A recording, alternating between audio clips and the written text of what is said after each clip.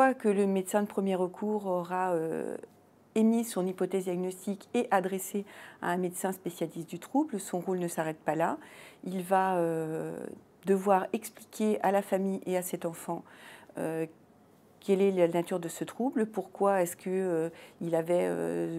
un certain nombre de difficultés et de problèmes, soit à l'école, soit dans son milieu scolaire, soit même dans son milieu extrascolaire, ce qui va permettre aussi de déculpabiliser et la famille et l'enfant et déjà diminuer la souffrance ressentie. Une fois que le diagnostic donc sera posé par le spécialiste du trouble, il va continuer à suivre la famille et l'enfant de manière à faire en sorte que cet enfant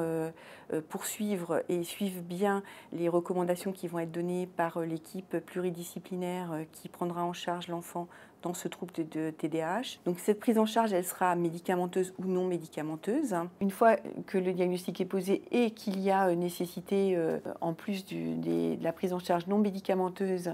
d'un traitement donc médicamenteux, le rôle du médecin généraliste sera de revoir l'enfant une fois par mois, de manière à évaluer à la fois la bonne tolérance de ce médicament, donc prise de tension, fréquence artérielle, croissance staturopondérale, évaluer aussi l'efficacité du traitement, est-ce qu'il y a un mieux, un plus avec ce médicament, et puis également évaluer les éventuels effets indésirables ou les petites intolérances qui vont devoir amener le médecin de premier recours à adapter la posologie, et ceci toujours en lien avec le médecin spécialiste du trouble.